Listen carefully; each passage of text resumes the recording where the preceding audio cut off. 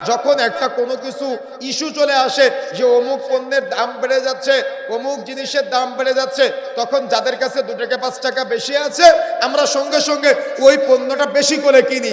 আপনার চিনির দরকার 1 কেজি, কিন্তু আপনি চিনি কেনেন 5 কেজি। এভাবে বাজারের শত শত মানুষ যার দরকার 500 গ্রাম ও কেনে 5 কেজি, যার দরকার 100 গ্রাম ও 10 কেজি কিনে নিয়ে এসে বসে থাকে। তাহলে পণ্যর একটা কি তৈরি হয়? ক্রাইসিস তৈরি হয়। তখন পণ্যটা বাজার থেকে হারায় যায়। এভাবে কিন্তু বাজারের দরদাম অনেক সময় বেড়ে যায়।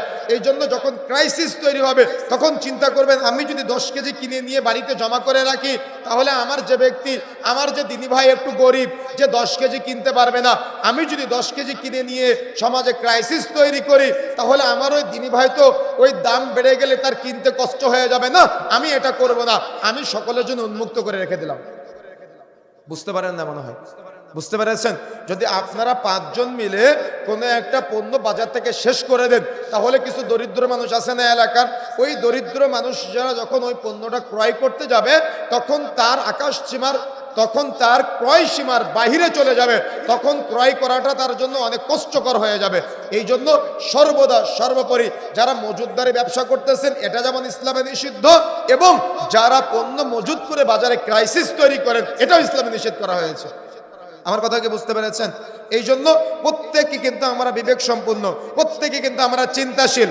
এই জন্য উপার্জন ইসলামী শরীয়তের গুরুত্বপূর্ণ একটা পাঠ, গুরুত্বপূর্ণ একটা বিষয়, এমনকি ইবাদত। সুতরাং কখনো মজুত করে পণ্যের ক্রাইসিস তৈরি করবেন না। কথা কি মনে থাকবে ইনশাআল্লাহ?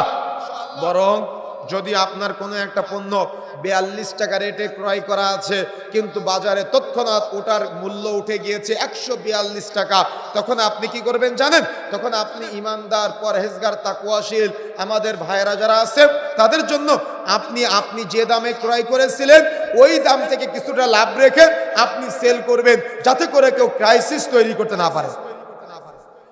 কথা কি বুঝতে পেরেছেন? এটা হলো ইসলামী শরীয়তের ব্যবসার একটা নীতিমালা। এই পাঠ আপনি কি জানেন? এই বাংলাদেশ, ভারতে, সৌদি আরব থেকে বা মিডল ইস্ট থেকে কিভাবে ইসলামের দাওয়াত এসেছে? কারা নিয়ে এসেছে ভাই? বণিকরা নিয়ে এসেছে, ব্যবসায়ীরা নিয়ে এসেছে।